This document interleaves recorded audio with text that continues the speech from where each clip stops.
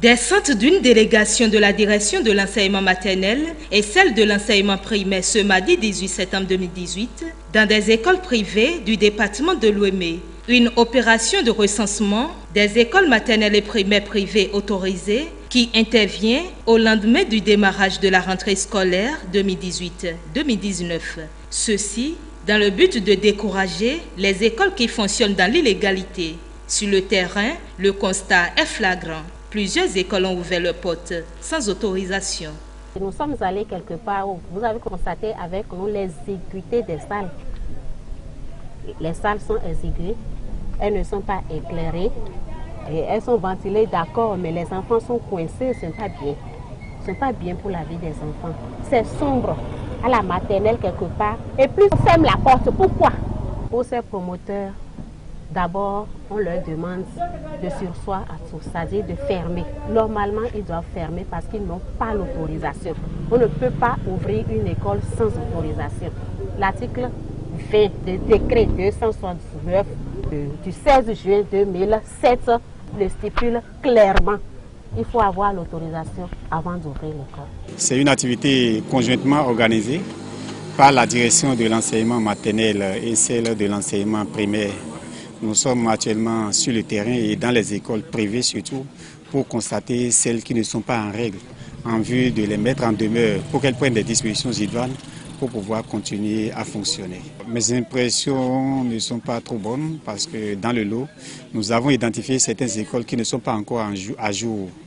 Et elles ont été mises en demeure, les fondées, je veux dire, pour pouvoir rassembler les pièces nécessaires et les déposer au plus tard dans une semaine pour qu'on puisse voir si elles peuvent continuer à fonctionner ou non. Vigilance dans le choix des écoles, telle est l'exhortation faite à l'endroit des parents d'élèves. Les promoteurs d'écoles privées qui exercent dans l'illégalité, quant à eux, sont invités à se mettre en règle. À l'endroit de ces parents d'élèves qui, par ignorance, ont inscrit leurs enfants dans ces écoles non autorisées, on leur demande simplement de retirer leurs enfants pour les inscrire ailleurs dans les écoles les plus proches. Sinon, en son temps, ça serait vraiment désagréable. Je voudrais ici attirer l'attention des parents d'élèves surtout, de se renseigner suffisamment pour savoir ces écoles-là qui sont autorisées. Les listes des écoles autorisées sont dans les régions pédagogiques. Je crois qu'ils doivent se rapprocher des chefs de région pédagogique pour avoir une idée. Et aux promoteurs, qu'ils sachent qu'avant l'ouverture d'une école, il faut nécessairement avoir l'autorisation du ministre. Ils ne comprennent pas que c'est après l'autorisation qu'il faut créer l'école. Ils continuent d'animer déjà leurs écoles avant de commencer par courir pour avoir leur autorisation de création. À notre niveau, comme le DEDAMP Ouémé a eu à le dire tout à l'heure, il y a la liste des pièces à fournir.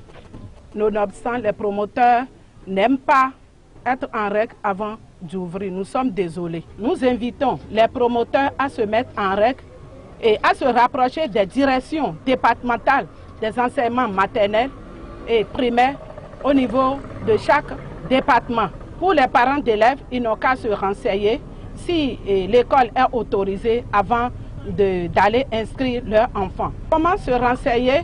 Et il y a l'autorisation, l'arrêté de création qui porte la création et l'extension. Comment se renseigner? Ils peuvent se rapprocher des chefs de région pédagogique pour voir si telle ou telle école est autorisée. Et d'ici à là, nous allons encore monter une opération pour appeler tous les promoteurs à être en règle.